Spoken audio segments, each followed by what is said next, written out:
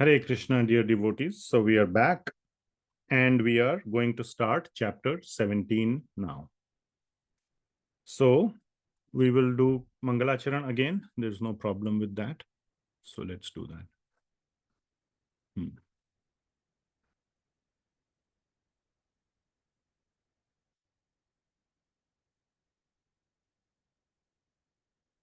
Om Ajnanatimirandhasya Jnananjanashalakaya Chakshurunmilitam Yena Tasmai Shri Gurave Namaha. Shri Chaitanya Manobhishtam Sthapitam Yena Bhutale Soyam Rupah Kadamahyam Dadati Swapadantikam.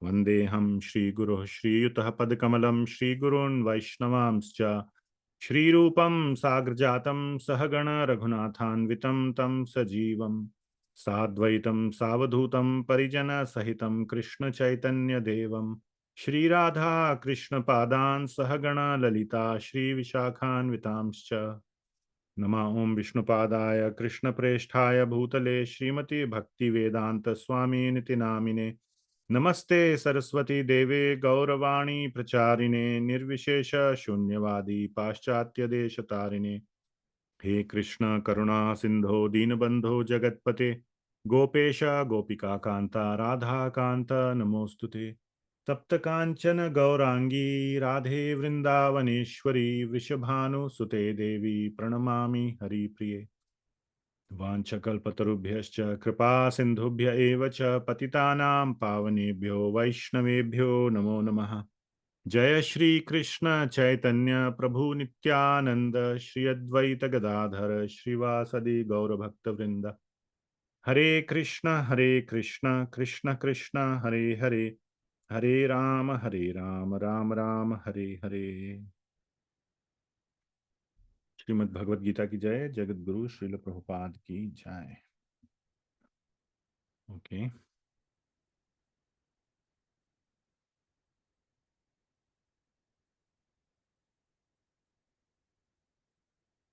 So we are back again. We are starting chapter 17. Prabhu, no recording? I am recording. Oh, yeah. Okay. Yeah. Thank you. So, Shraddha Traya Vibhaga Yoga. So, this is the divisions of faith. So, there are three divisions, Vibhaga, or three types of faith. So, Shraddha is just faith. The real question should be faith in what? Okay, so therefore, in the last two verses of chapter 16, Śrī Kṛṣṇa has very clearly said that the faith should be in the Shastra. And from the Shastra, one should understand how to go into Rajas or ultimately to Sattva, because that is what brings one to the mode of goodness, and finally Param Gatim. So the faith must first be in Shastra.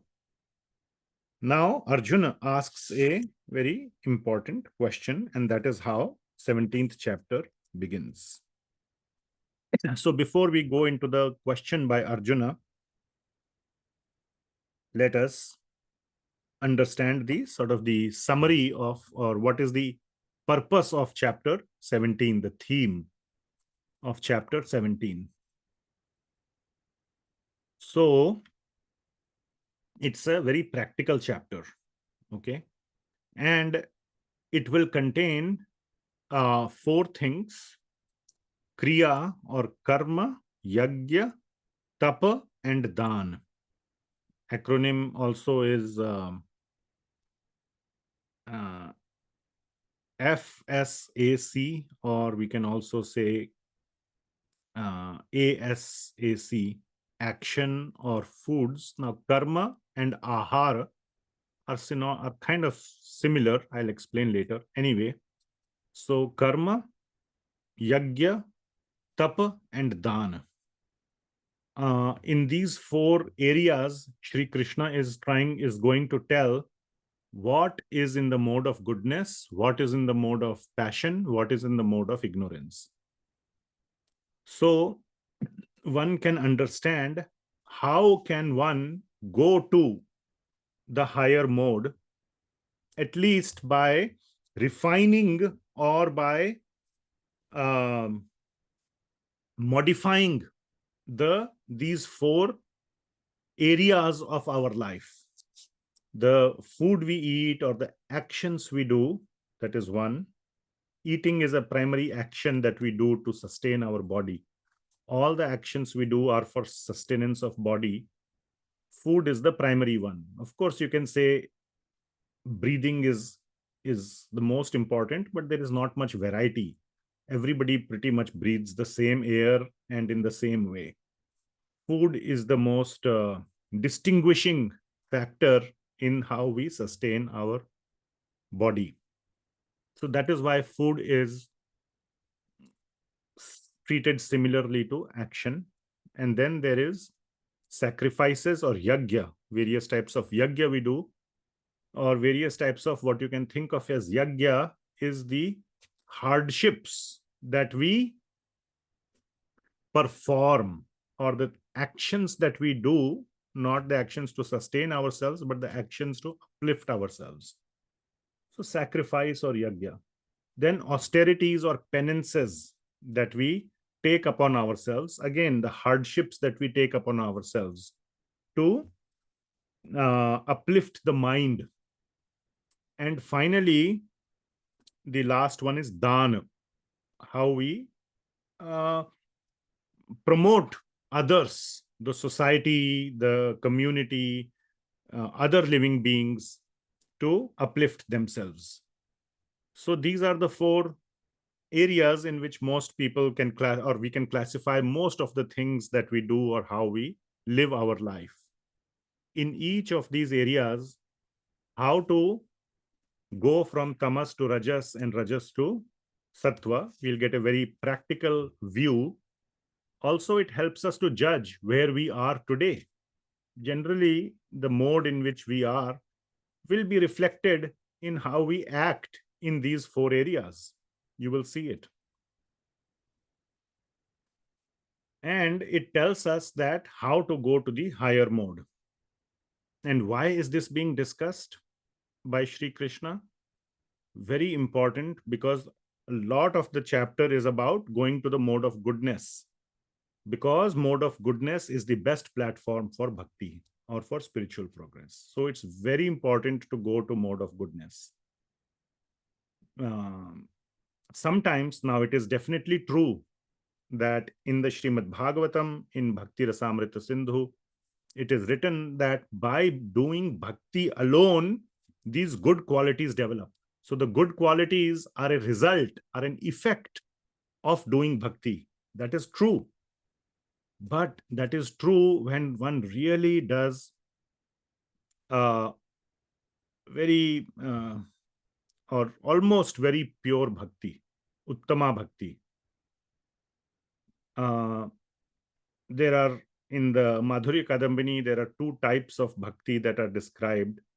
Nishtita and anishtita means very steady or fixed, and unsteady or wavering or shaky. So it is definitely helpful for us to consciously develop mode of goodness qualities, definitely. Instead of waiting that one day I will do nishtita bhakti or very nice bhakti and then these qualities will come in me, and till that happens, it's okay if I go around being a jerk. That is not the right meaning at all. That's not the right takeaway from this statement that bhakti produces these good qualities. Okay, so we'll keep waiting and being a jerk and till bhakti does its magic. It will not happen. So therefore, we must also put effort into developing these good qualities to come to the mode of goodness, and then our bhakti will also become stronger. It will help us to go into nishtita stage from anishtita. from unsteady bhakti to steady bhakti. Another purpose is to realize very strongly that even in the mode of goodness, there will be problems and faults. It is not perfect, which means there is a higher platform than mode of goodness, which is guna atita, or the spiritual platform. So to realize that mode of goodness is not the be all and end all. The goal is not to go to mode of goodness and stay there. The goal is to go to mode of goodness and then further spiritualize the mode of goodness, which will remove all the faults completely and fully. Otherwise, at a material level, one can never remove any faults. One can never remove all faults. Many faults can be removed, but not all. A very simple example that is given is, for example, it is going to be described what are the foods, ahar, in the mode of goodness. Now, anybody will agree that it is, one of the main things you have to do to cook is to boil water. When you boil water, then so many organisms who live in the water die. So that is not a complete 100% ahimsa. You are causing himsa, you are causing death of some micro organisms in the water when you boil water for cooking. But it does not mean that you should stop cooking to come to mode of goodness. This chapter itself talks about the various foods in the mode of goodness. So how do you spiritualize? So you get some karma for killing those organisms in the water. How do you spiritualize it? Or how do you remove that fault? The removal of the fault occurs by spiritualizing that activity. Otherwise, you can bang your head against the wall for 1,000 years and try to boil water without removing the karmic reaction, or without enduring the karmic reaction. It will never happen. So the point is, even in the mode of goodness, there is karmic reaction, there are faults. The only way to remove faults is by spiritualizing those activities. And Śrī Kṛṣṇa will give us a way to spiritualize the activities. So the main point is to spiritualize our activities, and finally to do the activities for the pleasure of Śrī Kṛṣṇa. So that is the theme of this chapter. So let's go to the question that Arjuna asks. Ye shastra vidhim utsrijya. So Arjuna uvacha. So Arjuna says this, Ye sha. If you see, that's the last line, that's the line in the last verse, or in the second last verse, that ya shastra vidhim utsrijya. So he says the same thing, Ye shastra vidhim utsrijya. Those who give up the shastra vidhi, yajante shraddhayanvitaha, but still do the worship, yajante, with some shraddha. Shraddhaya anvitah, with some shraddha, but not shastra shraddha. So we'll see what kind of shraddha. Self-manufactured shraddha. We'll see some examples. Which category do they fall in? Okay, that is what Arjuna is asking. Tesham nishtha tu ka Krishna. Where is their nishtha? Where is their faith or their determination? Sattvam aho rajas tamaha. Where do they fall, in sattva, in rajas, or in tama? So those who are worshipping according to their own understanding, it could be many things. Family tradition, or social order, or somebody told something. So all those things, some inner faith, no, I must do this. So it's not that it's a problem. Maybe those things may take you to the mode of goodness. Certainly.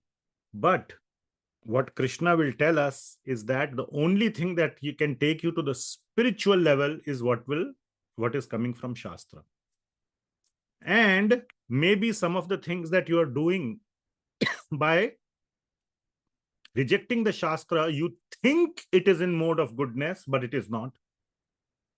Therefore, always rely on Shastra.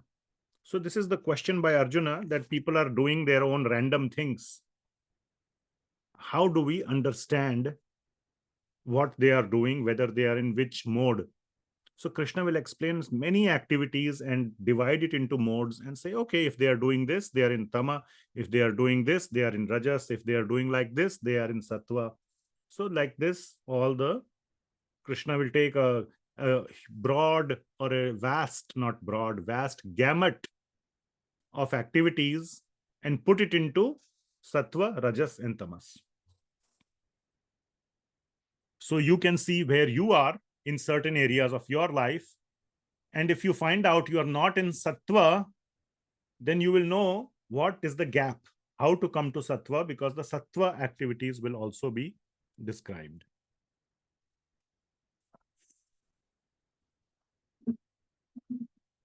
Okay, so they are doing all these activities according to their self-manufactured ideas, but not according to scriptures. What is their position? And how to do that, how to do those activities. Now, Krishna will explain up to Sattva Guna. And then very quickly towards the end, he will also explain how to spiritualize. And he will also give a mantra, Om Tat Sat, at the end of this chapter. But in Bhakti, there are very detailed do's, don'ts, and processes that are described in Srimad Bhagavatam and Sri Bhakti Rasamrita Sindhu. We'll cover that soon as part of Bhakti Shastri. The Bhakti Rasamrita Sindhu, not Bhagavatam.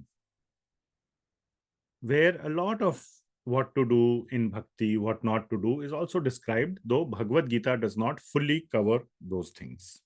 Bhagavad Gita gives a very short description to spiritualize our material activities through the chanting of Om Tat Sat. And it's not just mechanical chanting of Om Tat Sat, but with feeling, with the proper understanding and with the proper feeling, with the proper investment of the mind on what is the meaning of Om Tat Sat, and with doing it with that intention. So intention is very important. So Arjun asks this question, and we'll now move forward. It's almost 7, so we'll end by 8 o'clock. We'll try to cover the chapter. So Śrī Kṛṣṇa says that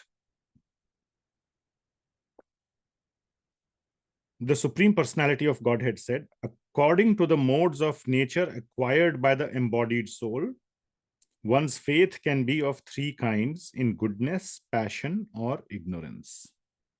Now hear about this. So Krishna is saying that their worship basically is based on their bodily constitution. And their bodily, now body just doesn't mean physical body, it includes mind, intelligence as well. Man and buddhi and ahankar as well. So mind and intelligence as well. And that has formed, that is also a result of the samskaras or the conditioning acquired from activities done in past lives. So, yeah, that's what I said. It includes the man, buddhi, and ahankar. And all that constitutes the activities that they do, which fall into sattva, rajas, and tamas. Third verse. O son of Bharata, according to one's existence under the various modes of nature, one evolves a particular kind of faith. So what this means is that one is evolving, or one is acquiring a particular type of faith, and it could be different in different areas.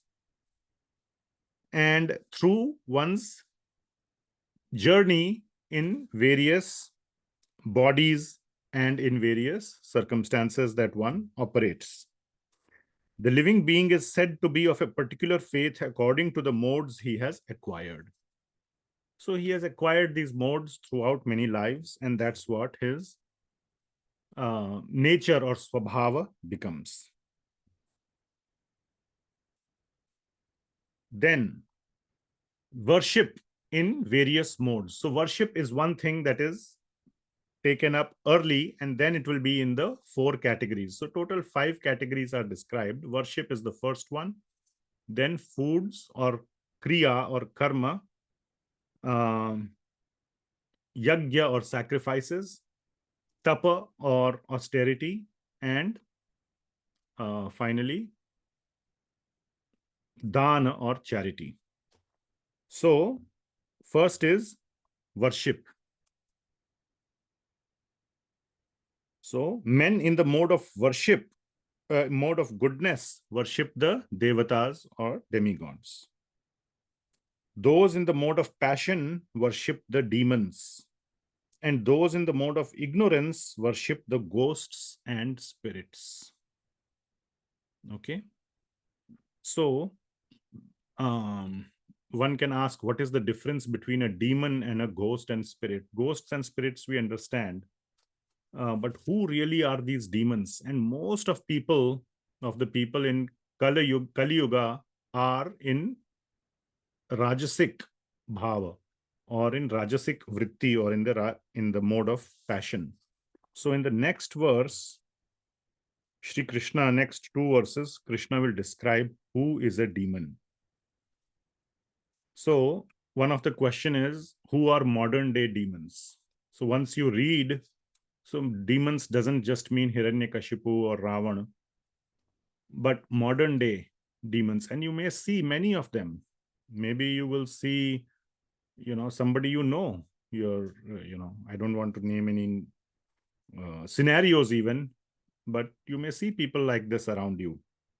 So in the next 2 verses, Śrī Kṛṣṇa will describe who are demons. So those who undergo severe austerities and penances that are not recommended in the scriptures. Okay, so first of all, the demons may appear to be very principled, very hardworking, very energetic, but Śrī Kṛṣṇa is giving very clear understanding of who is to be called a demon. So first of all, those who perform severe austerities and penances, which is a good thing, but that are not recommended in the scriptures. It could be out of two reasons. One is they don't even know the scriptures, or they know it, but they think they know better than the scriptures, or they want to do the opposite of what is in the scriptures. Either way, but they don't follow what is in the scriptures. So they have no knowledge, or if they have knowledge, they have no regard for the scriptures. A shastra vihitam ghoram. So very severe disregard for the scriptures. Okay. So that is first point.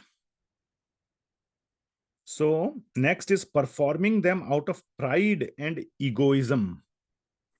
So they may undergo a lot of austerity, but their austerity is a matter of pride and show. See how much austerity I'm doing, how much. Now it may also appear that they are really doing it for the good. But if that itself is part of the prize, now it's okay if somebody works 18 hours a day, but if somebody boasts about it, that as if that is my reward, the fact that I work 18 hours a day, the claim that I work so much, the taking the pride in it, dambha ahankara samyuktaha. So not only they are doing very severe penance and austerity, they are doing it with dambha ahankara samyukta. And who are impelled by lust and attachment. Kama raga balanvitaha. And their bal comes out of, I will get this done, I will be successful, I will make $1 billion company, I will become the richest man on the planet, whatever it may be. So great lust and the strength derived from lust, it's a very strong motivator.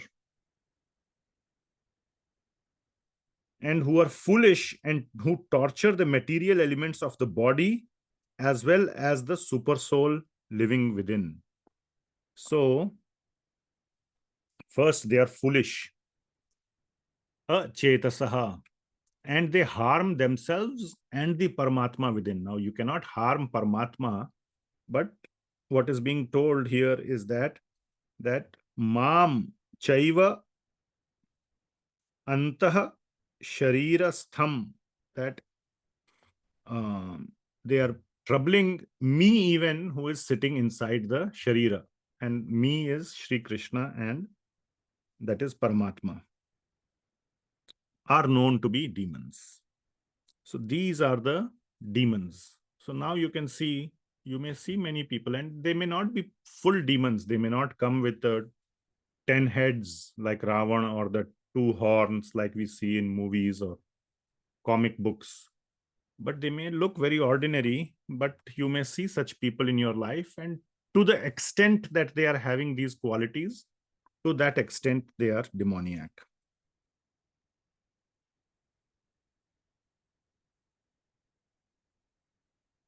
Now, Śrī Kṛṣṇa will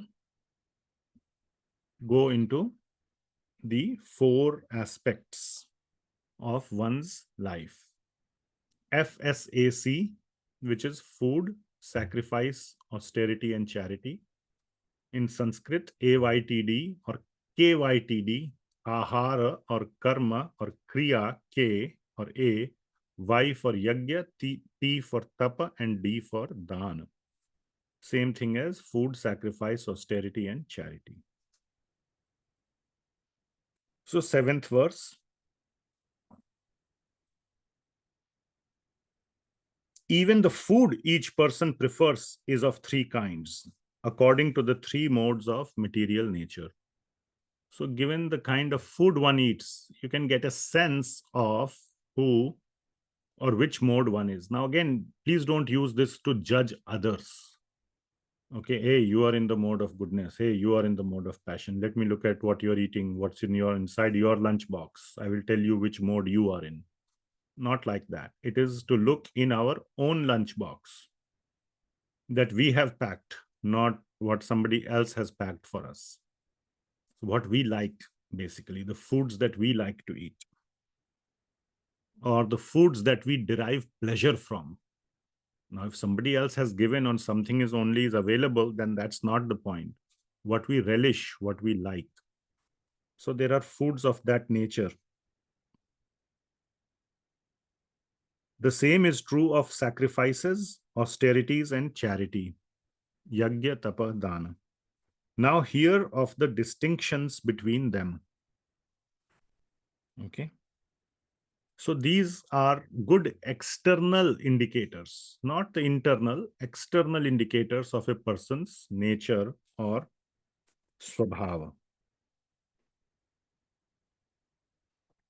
Okay. So let's look at the first one, which is foods. So 3 verses will be there. And 8, 9, and 10, Sattva, Rajas, and Tamas. So 8th verse. Foods dear to those in the mode of goodness. So these are the foods in the mode of goodness. Increase the duration of life. So here are the foods that increase the duration of life. And this may seem counterintuitive, which are which purify one's existence and give strength, health, and happiness and satisfaction. So any food which does these things is in the mode of goodness. Such foods are juicy, fatty, wholesome, and pleasing to the heart. Now, this fatty may the Sanskrit word there is snigdha. So fatty or snigdha, again, but snigdha means which is very soothing to the heart. And if even modern science, some research is coming up that the ghee is very healthy for the heart, not all these refined oils or things like that. So that is why it is said fatty. But also this is not for people who are sick and obese. And then we are supposed to cut down on ghee and cholesterol and all that. This is for people who are very healthy, and they should, and it applies to them. If one is sick, first become healthy, then this will begin to apply. So these are the foods in the mode of goodness. Then rajas, foods that are too bitter. Now there is only one ati here.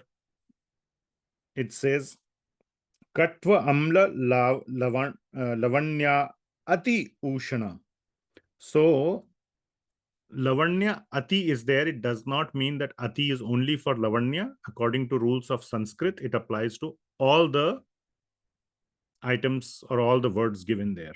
So katva, bitter, amla, sour, lavana, salty, and ushna is hot.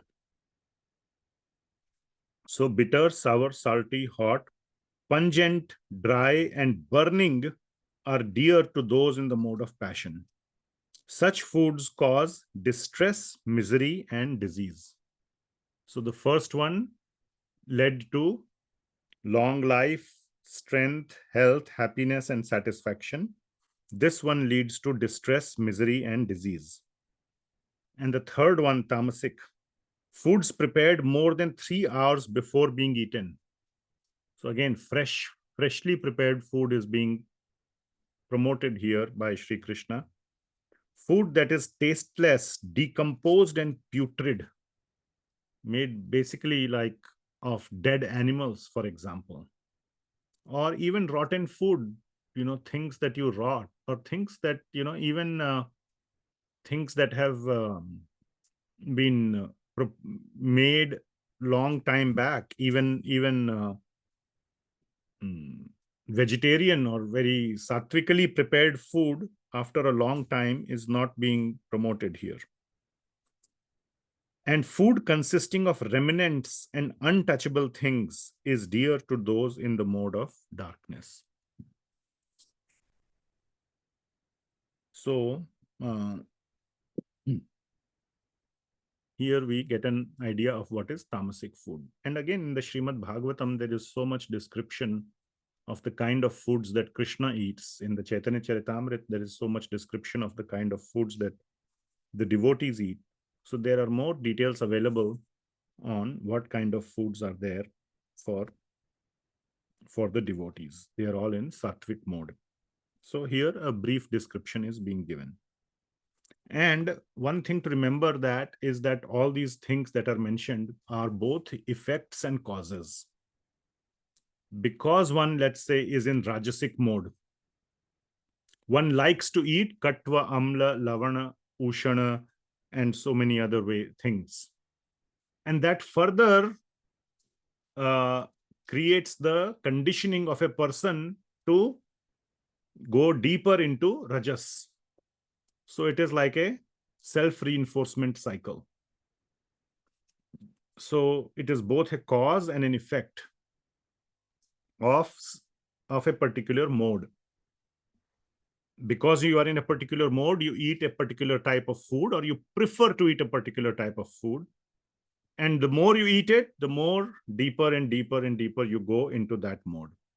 Now, it doesn't mean you eat that kind of food all the time, but you, in some cases, you like it more than the others. You relish that the most. So that is about the foods. Next is sacrifices. So again, 3 verses. Sacrifices in sattvic, rajasic, and tamasic modes, 11, 12, and 13. Sattvic sacrifices.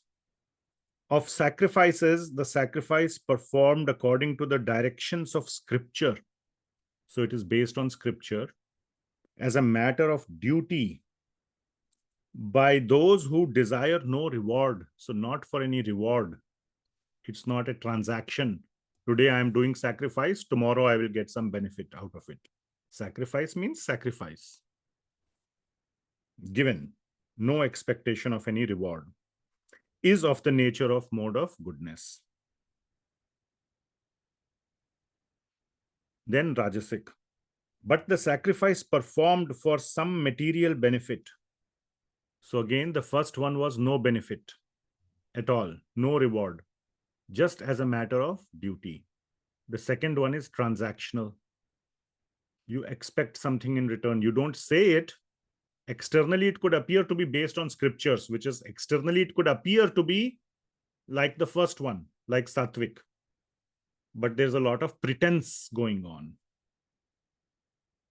Intention is not right. You are trying to show that I am doing it in a Sattvic way, but intention internally is for some reward, for a transaction. So 12th verse says, but the sacrifice performed for some material benefit or for the sake of pride, O chief of Bharatas, you should know to be in the mode of passion. Bharat Shreshtha. And finally, Tamasic in 13th one.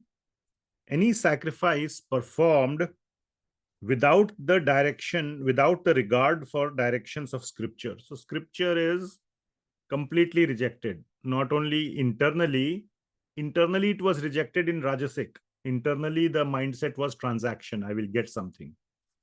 But externally, it is adhering to scripture. In the third case, it is not even adhering to scripture externally. I'm just going to do my own thing and call it a sacrifice. Without distribution of prasadam, spiritual food, without chanting the Vedic hymns, mantrahinam, and remuneration to priests, a dakshinam.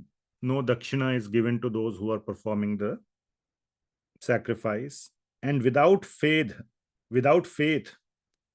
shraddha virahitam is considered to be in the mode of ignorance. So all these things make any sacrifice that is done in the mode of ignorance. Then austerity. This is a longer one. It's not 3 verses. It is 6 verses. So in the first 3 verses, austerity is defined, or definition of austerity is given, but the highest definition, like what is the best kind of austerity. So it applies to mode of goodness. And then a generalization will be given for mode of goodness, passion, and ignorance. So austerity is divided into further divided into 3 categories. Austerity of BMW, body, mind, and words. So body, austerity of the body is given in the 14th verse, and 8 aspects are given. So Deva, Dvija, Guru, Pragya. So let's read the English. Austerity of the body consists in worship of the Supreme Lord, Deva, Dvija. So first is Deva, the second is Dvija, the Brahmanas, Guru, the spiritual master, and then Pragya means the superiors, and Srila Prabhupada is adding mother and father, for example. Pujanam Shaucham, in cleanliness, simplicity, celibacy, and non-violence. So Pujanam, Pragya Pujanam. It's not Pragya and Pujanam are not separate. So Pragya Pujanam means giving respect or worshipping the superiors. Then Shaucham, Arjavam, Brahmacharyam, Ahimsa. Cleanliness, simplicity, celibacy, and non-violence. So these are austerities of the body. So we should learn from this, try to pick up 1 or 2 items and try to develop these austerities: cleanliness, simplicity, celibacy, non-violence. respecting the superiors, the spiritual masters, Brahmanas, the Supreme Lord, and the demigods also, Deva. Now again, by demigods, it is mentioned demigods, but that brings one to mode of goodness. We are directly going into bhakti, so we can skip demigods and directly worship the Supreme Lord, Śrī Kṛṣṇa.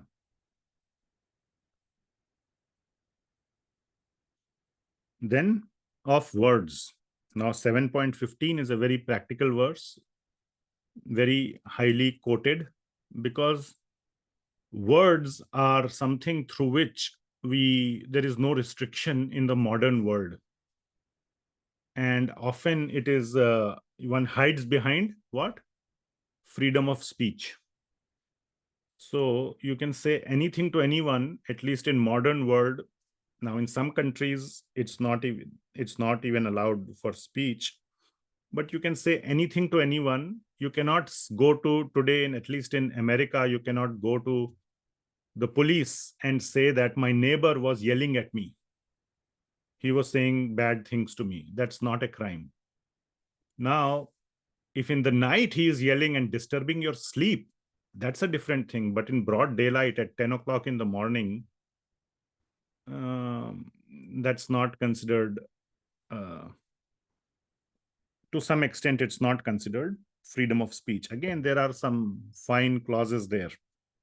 So, this. Anyway, we'll not go into that.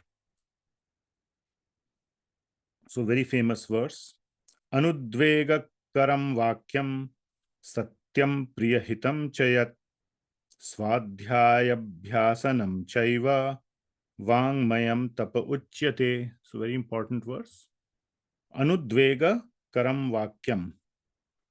So, anudvega karam means not agitating. So, not agitating speech. Vakyam, satyam, and it should be the truth. So, speech that doesn't agitate someone or doesn't, don't saying bad things which agitate or hurt someone. Satyam, and not only not hurt someone, but priyam, that one is, one expresses some affection through that. And beneficial, hitam chayat, it is beneficial to him.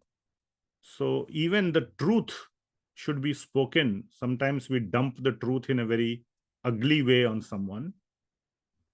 There is an art of speaking the truth, because the best truth that is spoken is not something that is harsh. Sometimes some people may say truth is harsh, but there could be an art, a better way of saying it that is beneficial to the other person and doesn't hurt the other person. And if you cannot do that, then the best thing is to do swadhyaya abhyasanam, practice of swadhyaya. So swadhyaya should be done every day. And also abhyasanam means not just practice of swadhyaya, but practice of what you have done swadhyaya of. You understand? Which means practicing those teachings which you have learned. Swadhyaya means learning the teachings of the scriptures. That is swadhyaya. And putting it into practice. So, swadhyaya abhyasanam chaiva vangmayam tapa uchyate. So, of vani, or of words, vangmayam, tapa. So, austerity of speech is categorized or is best described by these 5 aspects. Okay, so this is in the mode of goodness. So austerity of speech consists in speaking words that are truthful, pleasing, beneficial, and not agitating to others. Anudvega karam vakyam. And also in regularly reciting Vedic literature.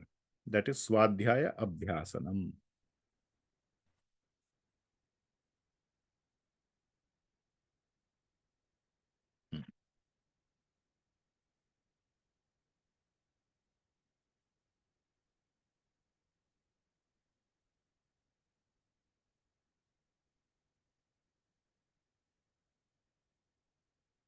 Then 16th is austerity of the mind.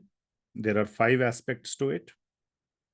And satisfaction, simplicity, gravity, self-control, and purification of one's existence, purification of one's existence are the austerities of the mind.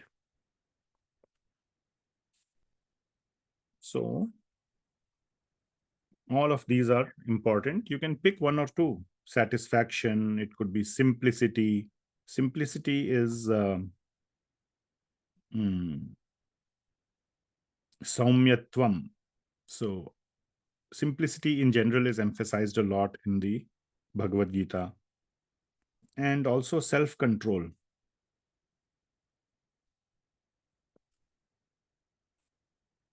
Okay. So austerity in various modes. I don't know why this bullet is here. Anyway, that's how it looks. So austerity in various modes is 17 to 19. This threefold austerity performed with transcendental faith by men not expecting material benefits, but engaged only for the sake of the Supreme, is called austerity in goodness. Okay. So austerity of the body, mind, and words, but not expecting any material benefits or any rewards, but for spiritual progress. So there's already in the mode of goodness, some intent for spiritual progress is being shown here. 18th, austerity in rajas. Penance performed out of pride, and for the sake of gaining respect, honor, and worship is said to be in the mode of passion. So this was already covered earlier, that with some expectation of honor or respect from others. And it is neither stable nor permanent. So such austerity is not long-lasting, because the moment you have got what you wanted, which is honor and respect from others, no need to do it anymore. Or you don't need to do it when nobody else is looking. Also, this austerity or the honor and respect is itself short-lived. So when that ends, the austerity also ends. People don't keep giving honor and respect. The same people who today give honor and respect will tomorrow give dishonor and disrespect. Once you get that, then austerity is also gone. The true colors come out. So you can see this in the modern world. You know, oh, this guy was so austere, or so, he was such a nice guy. How his downfall occurred, he fell down. That means the austerity or the activities were not coming from the right intention. Tamasic, penance performed out of foolishness with self-torture or to destroy or injure others is said to be in the mode of ignorance. So self-harm or to others, so is in the mode of ignorance. Okay, next we will go to charity, dana. So again, 3 verses, 20, 21, and 22.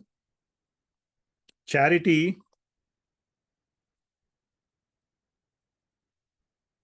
given out of duty without expectation of return. So this is constantly coming without expectation of any return or reward.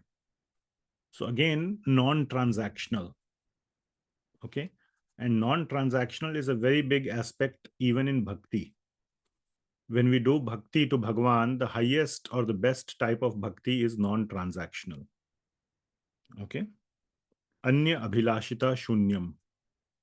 So no abhilasha, which means no expectation. Abhilasha means desire or expectations.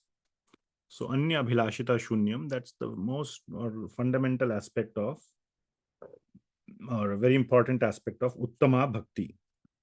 So we see this over and over again, without expectation of return, at the proper time. So desha kale cha patre cha. tad dhanam satvikam smritam. So, at the proper desha, place, kala, time, patra, person. So, at the proper time and place and to a worthy person is considered to be in the mode of goodness. Okay, so to the proper person, situation, time, place, etc. Sorry. Then 21. Charity in the mode of passion. So please see, when you give some charity, most of you give charity to temple or to others. With what mood we give?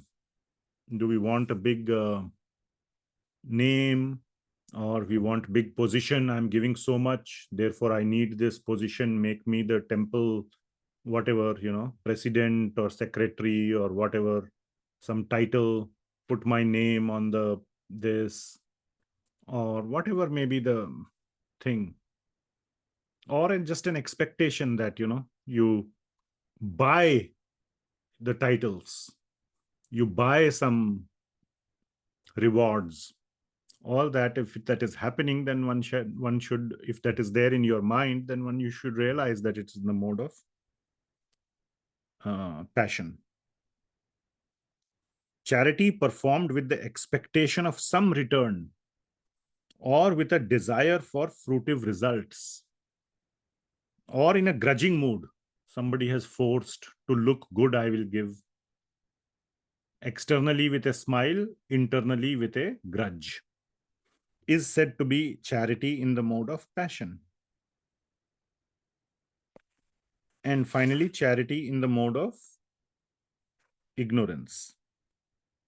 Charity performed at an impure place, at an improper time, to an unworthy person. So all those desha, kala, patra is all opposite.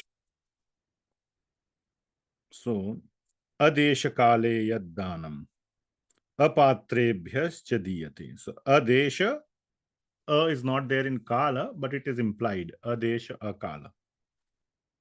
No proper place, no proper time, no, to not a proper person, or without proper attention and respect, which means you are giving charity, but with a frown, or with, not at least with a smile, without proper attention or respect, is supposed to be in the mode of ignorance, with disgust.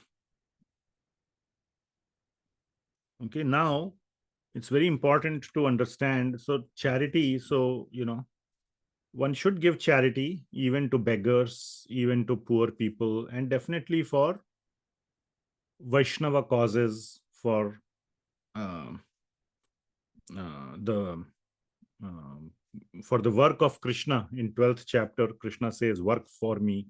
And in the purport, Srila Prabhupada says, if you cannot do anything, at least give some money for the propagation of Krishna consciousness. So all that charity definitely is to be done, but even to beggars, even to poor people, to all such, one can do, but one must be careful. And it's very hard to determine what is it to a proper person, proper place, proper time. So one should read from Shastra as to what are the various scenarios in which it is proper to give charity and when it is not. So Shastra tells us these are not very easy questions to answer. What is a proper place? What is a proper time? Who is a proper person? You have not gone and seen the person too much. You just have barely few seconds or minutes and you give charity. So how do we determine who is a proper person, place, or time?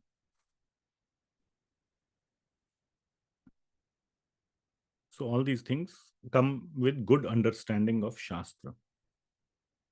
Okay, so now we come to the last several verses of Bhagavad Gita, 6 verses, 23 to 28. So in this now, Śrī Kṛṣṇa has described in great detail what is at a material level with karma, yajna, tapa, and dhan, how one can progress to the mode of goodness or to the sattvic mode. Now Śrī Kṛṣṇa will describe how to spiritualize it, how to go beyond the mode of goodness. So please pay attention for these verses. These are very nice verses.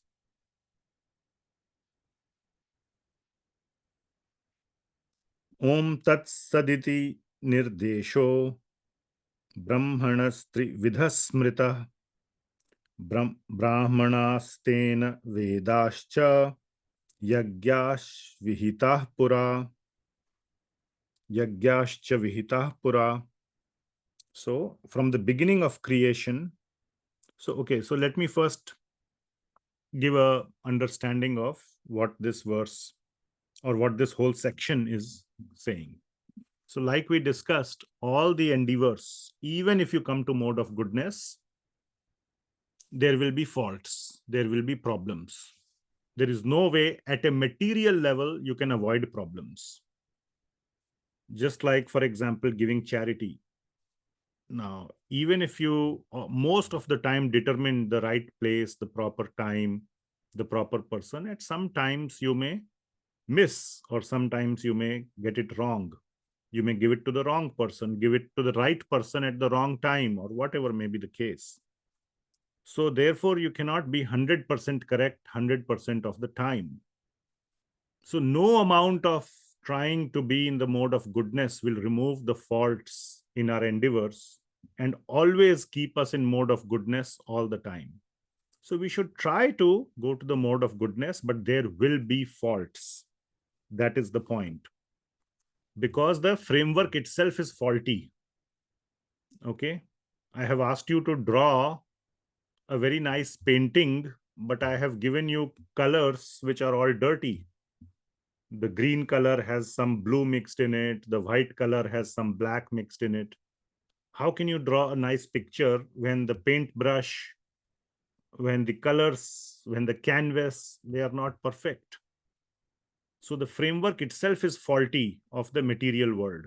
If you remember, we discussed about the reflection of the tree in the water. So in the water, the tree can never be perfect. There will be some ripples in the water. However still it may be, at some time there will be some ripples. So it will never be perfect. It will never be as good as real. Real is the spiritual. Therefore, the only way you cannot attain perfection by material endeavors. You will go crazy doing it, but you will not be able to do it. So the only way is to spiritualize the sattvic endeavor, not to change it. You cannot change it. Okay, there will be faults. So the only way to perfect it is not by change, but by spiritualization. So when you spiritualize your endeavors, then it becomes perfect. And that is done by invoking Krishna's mercy. And that is bhakti. And a very simple way is given here is to invoke Krishna's help by chanting Om Tat Sat. Now it is not mechanical chanting. It is chanting with feeling or intention. So intention is very important to really to beg for the help of Śrī Kṛṣṇa, to realize that our endeavors will be faulty, are faulty. Even if you are driving on the road to the temple, you are going to the temple, but maybe there are some animals, some ants on the road that get killed. What will you do about it? You cannot keep going with a magnifying glass on the road all the time. So how do you, what should you do? Stop going to the temple? You cannot. And you cannot go with a magnifying glass either. It's just not possible. So however you may try, you can never make it perfect by your own effort. The only way to make it perfect is to invoke or beg for Krishna's help. and that is called spiritualizing it. And the way given here to do that is Om Tat Sat, and it pleases Krishna as well. Now, in Gaudiya Vaishnava Sampradaya, Sri Chaitanya Mahaprabhu has said that Hare Krishna Mahamantra is the personal form of Om Tat Sat, and Om Tat Sat is included in Hare Krishna Mahamantra. So therefore we use Hare Krishna Mahamantra. Om Tat Sat is not the only way. It is definitely a very good way. Of course, it is given in Bhagavad Gita. How can it be wrong? So I'm not saying it's wrong, but in our Gaudiya Vaishnava Sampradaya, in our temples, in Hare Krishna movement, you don't see people chanting Om Tat Sat as much, but you absolutely see Hare Krishna being chanted. And that is a Om Tat Sat is included within Hare Krishna. Hare Krishna is the personal form of the Om Tat Sat Mahamantra or Om Tat Sat mantra. And the reason is, let me see if I have a slide for that. Anyway, I don't think so. So let me just say that Bhagavad Gita is not just for one particular sampradaya or even for a Vaishnav sampradaya. Even though Krishna is speaking, who is Vishnu, so one should say that it is for the Vaishnav sampradaya, or for the personalists, even the Brahmavadis or Mayavadis, or even other sampradayas, non-Vaishnava sampradayas, they all read Bhagavad Gita. So and Krishna knows this. So he has given a more generic mantra without the name Krishna. Hare Krishna Mahamantra has the name Krishna. So if somebody is opposed to the name Krishna, Om Tat Sat does not have any such sort of affiliation to a particular form, to a particular deity, to a particular way or method of worship, personal versus impersonal, for example, and so on. Om Tat Sat is very generic. And that is why Bhagavad Gita, it is given in Bhagavad Gita so that it attracts everyone. Anyone who is interested in making spiritual progress will not be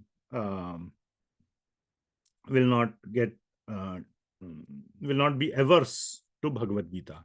And even in Hare Krishna movement, even in our temple, you will see many senior devotees before beginning a class or before or after ending a class, they will say Hare Krishna, Om Tat Sat, or something like that. I have seen many devotees, many sannyasis do that. So it is no problem at all, no problem. Some of the senior devotees I have seen, when they are giving, they have written books. So I asked them, please sign the book. One of them wrote Om Tat Sat and signed the book. Perfectly fine. How can it be wrong? It's not wrong. It's in Bhagavad Gita. But Hare Krishna Mahamantra includes Om Tat Sat, and you will see Hare Krishna in everything. Even when you sneeze, you say Hare Krishna. When you get up, you say Hare Krishna. You go to sleep, you say Hare Krishna. You say hi, hello, Hare Krishna instead of hi or hello. And Hare Krishna is like, the thing for everything. Even if you want to scold someone, Hare Krishna, what are you doing? So Hare Krishna is part of the beginning, middle, and end. And that the intention also is very important. I'm just making a point that Hare Krishna is same as Om Tat Sat. Secondly, the intention should be there. And you can see that Srila Prabhupada and all our acharyas have shown this in practice by putting Hare Krishna in the front and center of our lives. So, yeah, so that is the meaning of these 6 verses, 23 to 28, or the purpose. So let's go through each of them. Om, Tat, and Sat. These 3 words have very specific meaning. So let's try to understand that. Om, Tat, Sat. Okay.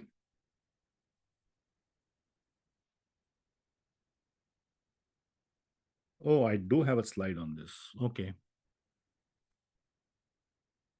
Yeah. Okay, I'll go through it quickly. So Om Tat Sat is a Vedic mantra. All three words indicate the absolute truth. Okay, but there are there's a slight focus in each, as we will see through the Bhagavad Gita itself. And all these three sounds, Om Tat Sat, are spiritual sounds. There is nothing material in it. Now, one can ask, why did Krishna not include the Hare Krishna Mahamantra in Bhagavad Gita? Because Bhagavad Gita is meant for all spiritual practitioners, not just Vaishnavas. And so this mantra is very sort of not attached to any particular form of the absolute truth. But as we understand, the message of Bhagavad Gita is Ananya Bhakti. And therefore, the Hare Krishna Mahamantra has been given by Sri Chaitanya Mahaprabhu. It's not invented by Chaitanya Mahaprabhu. It's coming from the Shrutis, and the Tantras. And Brahmaji gave the one form of the Hare Krishna Mahamantra to Narad Muni in the Kali Santaraṇa Upaniṣad. And that's why I wrote here, Om Tat Sat is included in the Hare Krishna Mahamantra. So here is the excerpt from the Kali Santaraṇa Upaniṣad. Now, this is not exactly the Hare Krishna Mahamantra, but it is very similar in the sense that the lines are reversed. In this case, from the Hare Krishna Mahamantra, the lines are, the second line comes first and the first line comes second. And this is a conversation between Narad Muni and Brahmaji.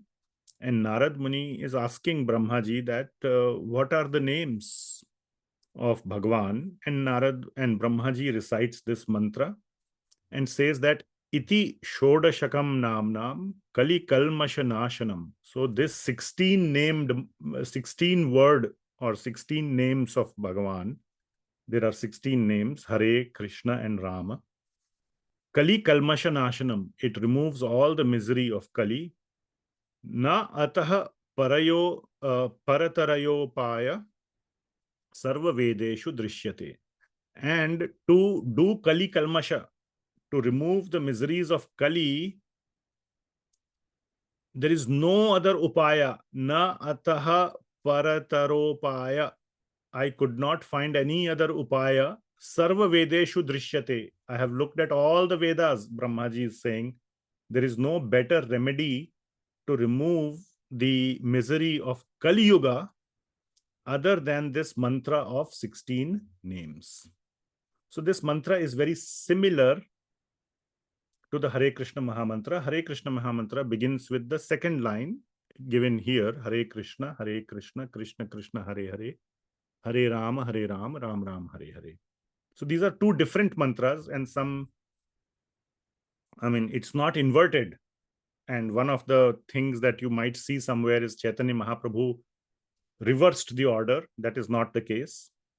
Our dear Hari Parshad Prabhu did very deep research on this, and his what he has taught us is that this Mahamantra is present in many other, as it is the Hare Krishna first. That is a separate mantra, and it is present in other non-Shruti Shastras, which means not in the Vedas, not in the Upanishads. One example is Shri Radha Tantra. And there the exact Hare Krishna Mahamantra as we chant it is found. So the effect is the same, that it is Kali Kalmasha Nashanam, and it is the best mantra for Kali Yuga. That fact stands. Even though the lines are the second line is first, that becomes a different mantra, but that does not reduce the potency or the effect what Narad Muni was told by Brahmaji. So this we can say is the original Hare Krishna, but the other one is also original. It is found in the Tantras, which are also our Vedic literatures. So what is the meaning of Om? So that is given in the 24th verse. So 23rd verse, let's read the translation. From the beginning of creation, the three words Om Tat Sat were used to indicate the supreme absolute truth.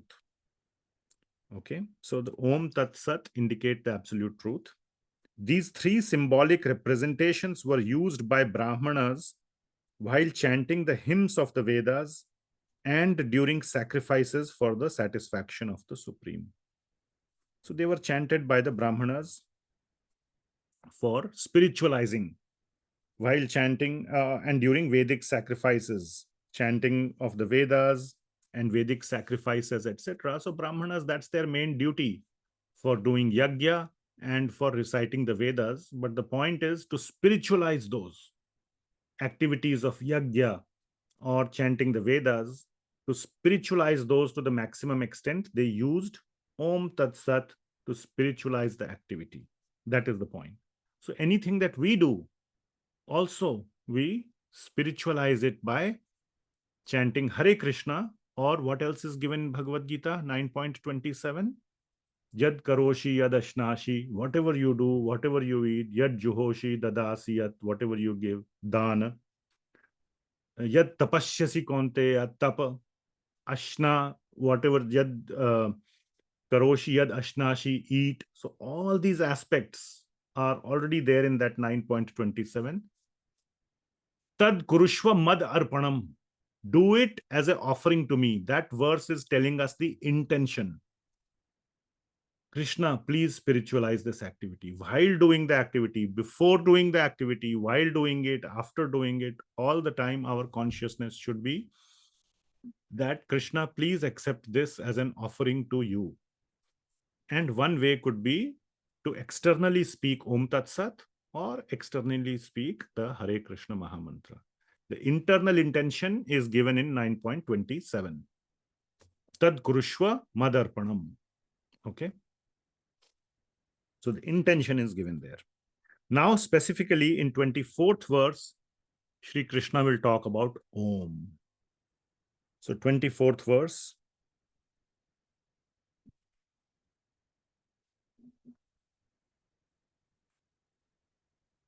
Om.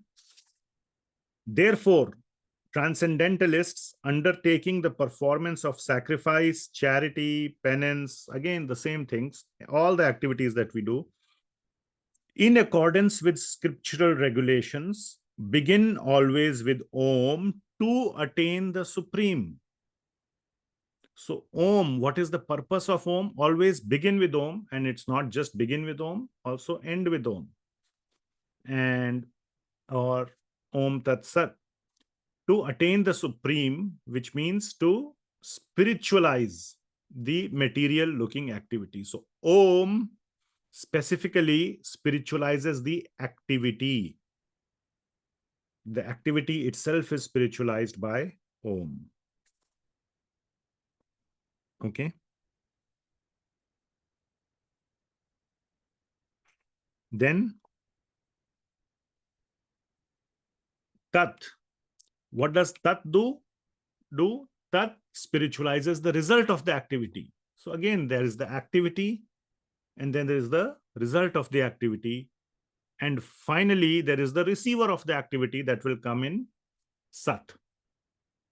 Okay, so activity is spiritualized. Again, that's how the explanation is given. Activity is spiritualized by Om. All three are spiritual words. All three mean absolute truth, but each one has a little special meaning. Om spiritualizes the activity. Tat spiritualizes the result. Let's see how. 25. Without desiring fruitive results, one should perform various kinds of sacrifice, penance, charity with the word Tat. So Tat meaning is more focused on the result. So not desiring material results or fruitive results. Okay. The purpose of such transcendental activities is to get free from material entanglement. So when you don't have any material result, you become free from the karma or the reaction. It becomes a karma. Remember, karma, vikarma, akarma. So it becomes a karma So it spiritualizes the result. It converts the karma or vikarma to akarma. Of course, we don't do vikarma, that's sinful, but sukarma, even the good activity, becomes akarma. It spiritualizes from a material result of punya, it becomes akarma, which means it doesn't apply to our karmic reaction. So sat does that. So it spiritualizes the result. Tat. And sat pleases the Supreme, or basically it connects us to the receiver of the activity or the result. So the activity is received by Bhagavān. Aham hi sarvasya ajnanam bhokta cha prabhureva cha, 9.24. So it pleases Bhagavān, the receiver of the activity as well as the result, both. And that is Bhagavān, or the absolute in this case, and he is pleased. So 26-27. The absolute truth is the objective of devotional sacrifice, and it is indicated by the word Sat. So absolute truth is indicated by all three, Om, Tat, and Sat. The performer of such sacrifice is also called Sat, as are all the works of sacrifice, penance, and charity, which, true to the absolute nature, are performed to please the Supreme Person, O son of Pritha. So, of course, Om, Tat, and Sat, all three spiritualize the activity, the result, as well as pleases the Lord. But the special meaning of Sat is to please Bhagavān. Okay. So that is Om, Tat, Sat. And we come to the last verse, which is Asat. So we have talked about Sat. What is Asat? That's the last verse. Otherwise, if you don't spiritualize, if you leave it at mode of goodness, and worse, if you leave it at mode of passion or ignorance, then what happens? That is, without the spiritual invocation, it will not get spiritualized. And it is guaranteed to be faulty. Most faulty in ignorance or tamas, little bit less in rajas, and least faulty, but still faulty in sattva. And the results that it will yield will be impermanent. It will yield material benefits, in some cases pleasure or happiness, but it is still short-lived. And it is not useful, it's useless for the long term. So all that is asat. So therefore, we must spiritualize the activity and the result to please Bhagavān. So the intention should be what is given in 9.27, which is Tad Kurushva Mad Arpanam. Okay. So that is this end of this chapter. So Sat is everything spiritual and permanent. Asat is material and impermanent. So that brings us to the end of chapter 17, and we will start the last chapter 18 next time. Okay. Any questions, anyone? Yes, Surya Narayan Prabhu.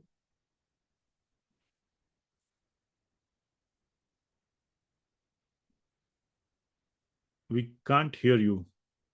Can anybody else hear?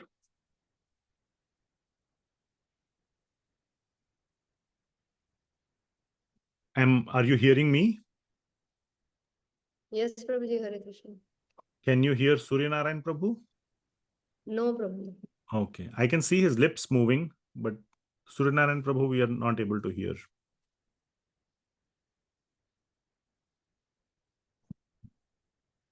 Prabhuji. Yeah, we can hear now. Sac-cid-ānanda, Sat is also supreme. Sac-cid-ānanda word is there. Yes. In that Sat is also a supreme Lord, isn't it? Yes, definitely. So Sat is eternal, like I have said here, spiritual or permanent, eternal. Chit is the knowledge of the consciousness that everything is the supreme consciousness, the understanding of the consciousness that everything is belonging to the Supreme Lord. And Ananda is the experience of being with or doing bhakti to Bhagavān. So Sat, Chit, Ananda are the three aspects of Bhagavān himself. So there is a slight difference, but yet Sat there and Sat here are the same. Thank you, Prabhuji. Thank you, Prabhuji. Yes. Raj Vidya Prabhu or Mataji? Hare Krishna, Prabhuji. Yes, Mataji. There is the question in two parts. So first question is the activity that you mentioned. So this is only applicable for the ones done in Satvik, right? In the Satvik Guna. The spiritualization is not possible for, obviously, for the activities done in Rajas and Tamas. Is my understanding correct? Or no? Yes, your understanding is correct for Vaishnavas or for Bhaktas. So there are specific things that are recommended for Vaishnavas or Bhaktas, and we are only supposed to offer those when we say Tad Kurushva Madarpanam, that I do that on the consciousness with an offering mentality to Bhagwan. We cannot offer nonsense things to Bhagwan, and therefore we offer sattvic things to Bhagwan. So yes, only the sattvic things we are supposed to have that consciousness. Now, there may be some very advanced devotees or some exceptional scenarios where Bhagwan may accept, like, for example, now this is not actually in Shastra, but it's a very common understanding, like Shabri gave, like it was called Uchishta, and it is in the tamasic mode as per the Bhagavad Gita itself. We saw the word Uchishta is there. Uchishta means remnants. Now, by the way, that fact that Shabri gave the Jutha or Uchishta bear or those fruits to Sri Ram is not in any Ramayana as far as I understand. I have checked personally in Ramcharitmanas and Valmiki Ramayana. It is given that she offered bear fruits to Bhagwan, but not Uchishta.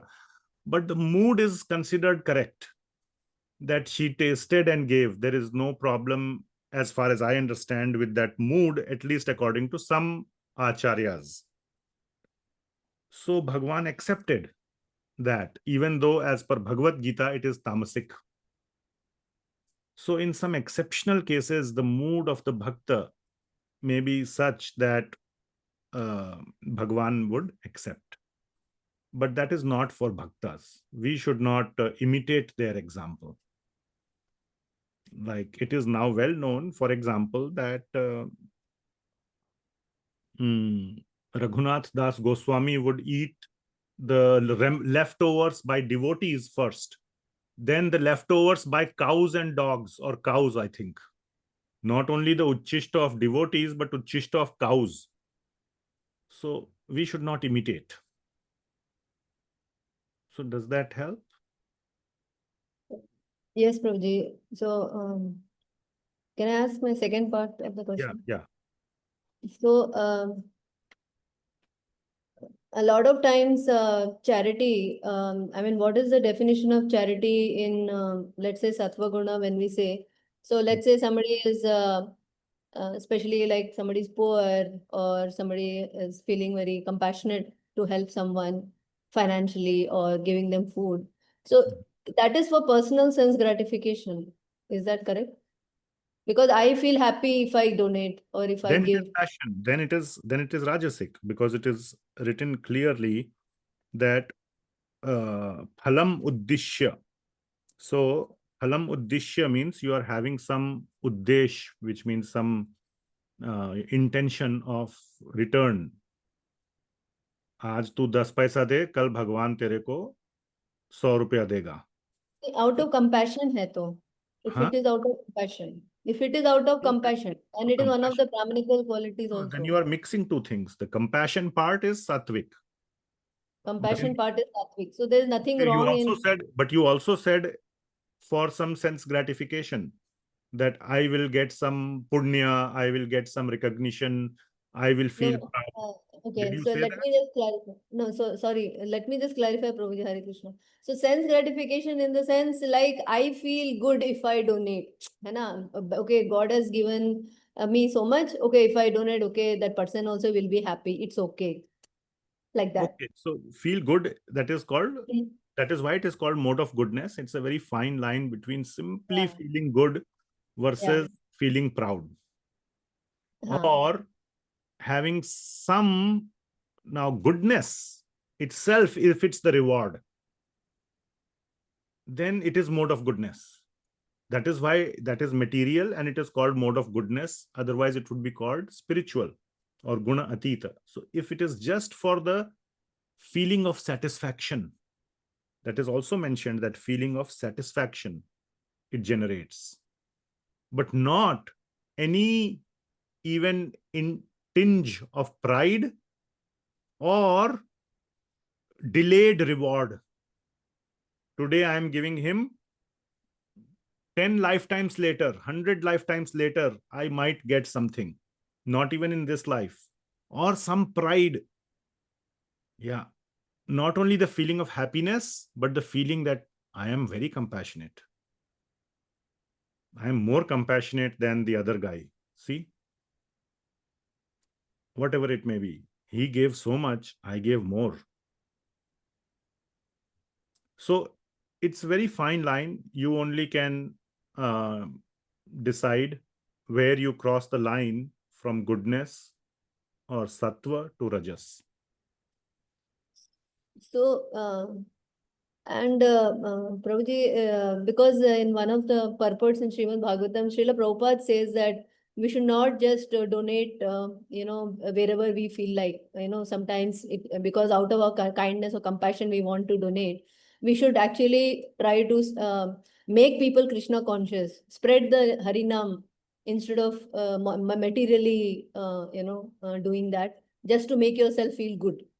So why, Just how to make can yourself, we I was approach? with you till that part, till you said just to feel good. What do you mean?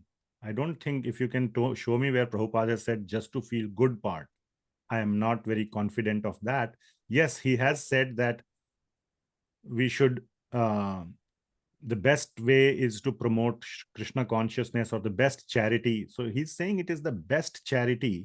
But at the same time, he also said that one must distribute prasad. Nobody should go hungry within 10 miles of the temple.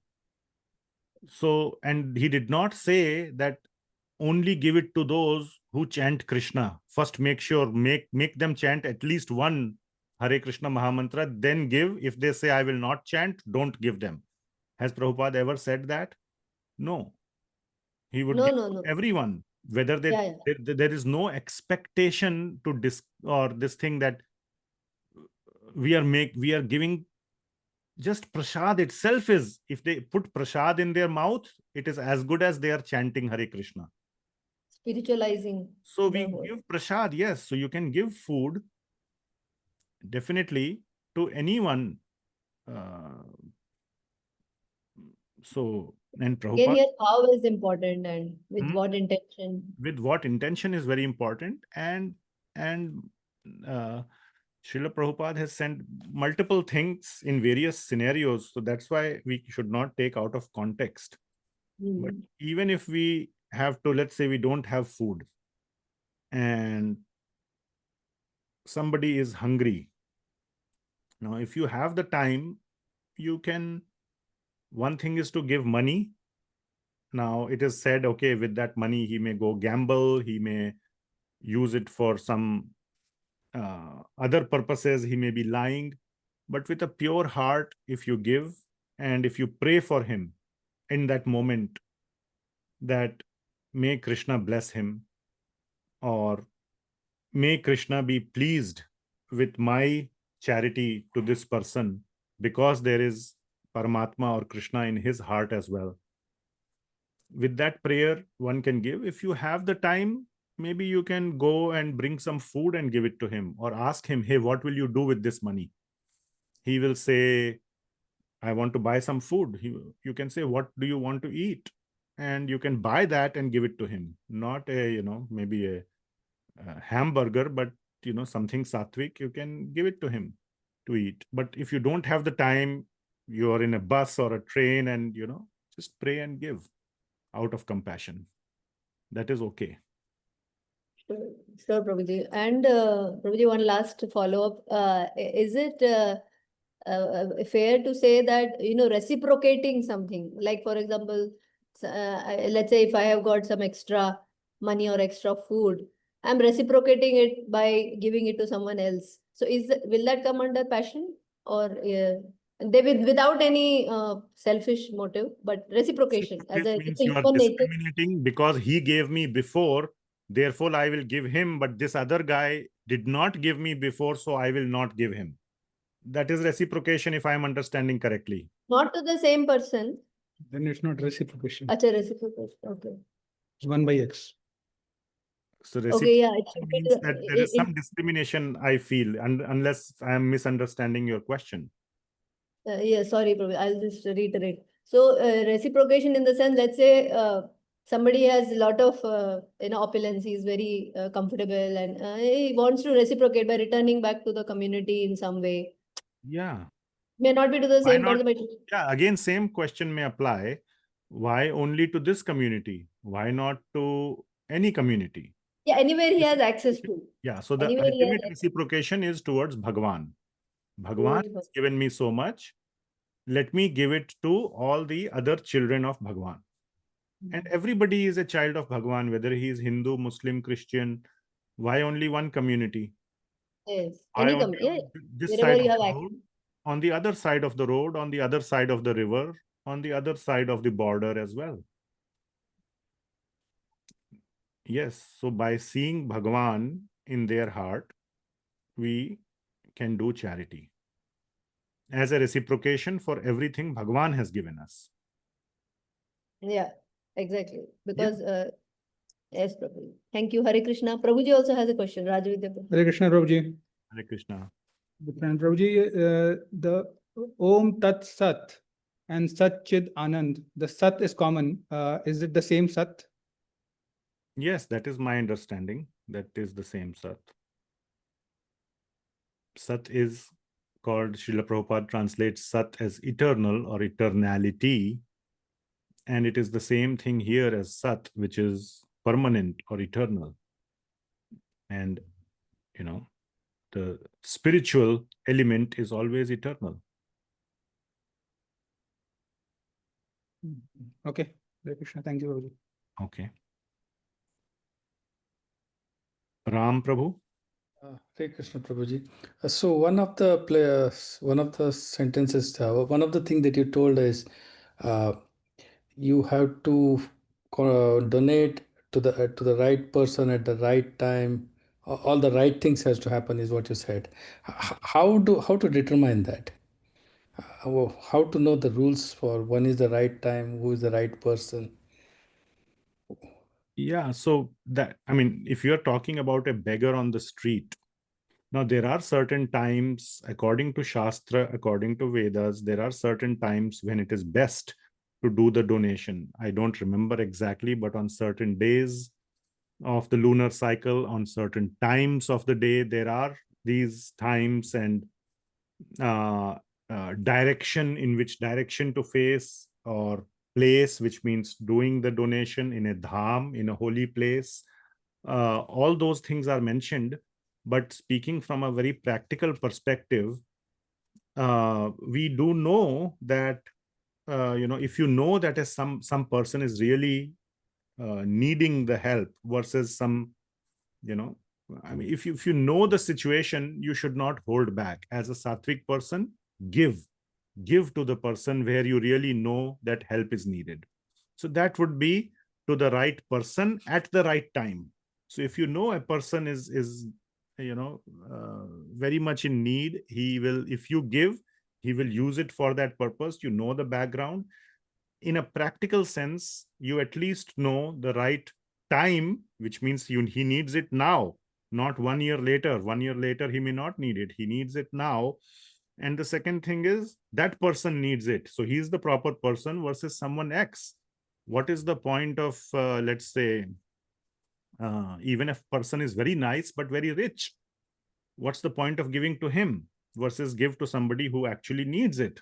So if you have limited resources, use it in the proper avenue as long as you know. So that's how you can practically apply.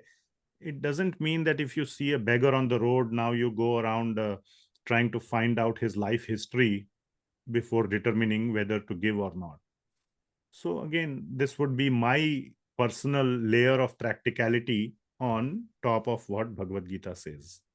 But the Vedas and Bhagavad Gita specify the rules for when and how to donate. Like, are there any places to refer to know, to determine who is the right and the right person and what's the right time? Again, at a practical level, pray for, if you feel like donating at a particular time, at a particular place to a particular person, and you have absolutely no understanding of the background, pray to Bhagavān and pray for his benefit and give it knowing that he or that person is also a child of Bhagavān. He also has Paramātmā in his heart. That's what I would say. Okay. And pray for his well-being. Okay. Thank you. Thank you. Otherwise, yes, there are all these aspects, but there is a very nice verse in the Srimad Bhagavatam. Let me show you. It's a very, very important verse of the Srimad Bhagavatam. I will show you this verse. Okay. And this is, it says, mantratas tantratas chidram desha kala arha vyavasthitau. No, desha kala arha vastutaha sarvam karoti nischidram anusankirtanam tava. 8th canto. What is the verse number? 23. I think 16. Yes, 16. Mantratash chantratash chidram.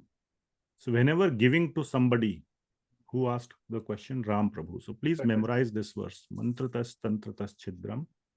Desha kala arha vastutaha sarvam karoti nischidram anusankirtanam tava.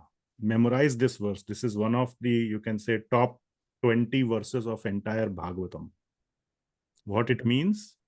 That there may be chidram. Chidram means fault. In mantra, in the mantra that you say, in the tantra that you say, or the practice that you follow, there may be a fault. So yes, when you are giving charity, you may give it to the wrong person or the wrong time at the wrong place. Same thing, desha, kala, arha, vastutaha. So there may be discrepancies or faults in the terms of desh, in the matter of time. Arha, in the matter of recipient. All three are there. Chalo bhai, tino ho gaye. And vastutaha, and in the item. Okay, instead of giving banana, you gave apple. Right. Or maybe on Ekadashi, by mistake, you gave rice. You're not supposed to eat rice on Ekadashi, but what to do? You forgot, you gave rice. Sarvam karoti nischidram. All these faults are nischidram. Yahan pe dekhiye chidram, it is nischidram. Become faultless. Anu sankirtanam tava. Wherever there is your tava, your anu sankirtanam. So, with a very pure heart, with a very prayerful mood, by chanting sincerely the Sankirtan of Bhagavān, Hare Krishna Mahamantra is a perfect way to do Sankirtanam. Anu Sankirtanam means very nice. Anu means nice. Anu also means continuous. Anu also means very nicely with proper intention. Tava, this is who is the guru of the Rakshasas? Shukracharya. Acharya ji talking to Vaman Dev. Very important verse. Okay? So does this help? Yes, it does certainly helps. Thanks, Guruji. Very important verse of Bhagavatam. Very important. You must memorize this. As important as Tatte Kampam or any other verse.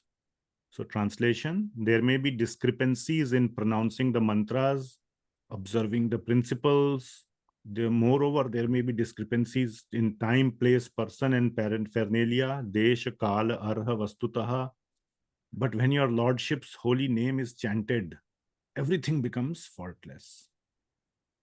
Very important, not only beautiful, but extremely important verse of Bhagavatam. Remember it. And the point Memorize here, it. the point here is it becomes faultless for you, but the donation or whatever you did may or may not achieve its purpose, and you should not be worried about it. It becomes faultless means it becomes faultless for, what do you mean? Faultless for you, but it may not achieve the purpose. No, faultless in the sense you don't gain any karmas out of it, but the intention with which you gave to that person, right? You gave it in the intention that he can benefit from it and something nice may happen to him. That's the intention if you gave. You That do may or may not get achieved, right? It's such a petty statement, very petty. What nice can you do? Even if you give $10, you think you can do something nice. Today he may feed his hunger. Tomorrow again he will be hungry. So yes, you did something nice in your words. You did something nice, like teeny tiny bit nice. What nice can we do anyway to anyone? We think giving one banana is nice. Give $1 million, then maybe it is little bit nice. All the little bit charity is just anyway feel good for our own heart. Okay, so we should not think we are doing very nice to somebody else by a little bit of charity. So it is all for our benefit only. And if you don't give, Bhagavān will give to him. We think we are the doer. We are not the doer. We should just have the mood that we are the instrument. So what nice we are doing. In other words, the action that we are doing is done by Bhagwan. Of course. We are just a mechanism. Iti manyate.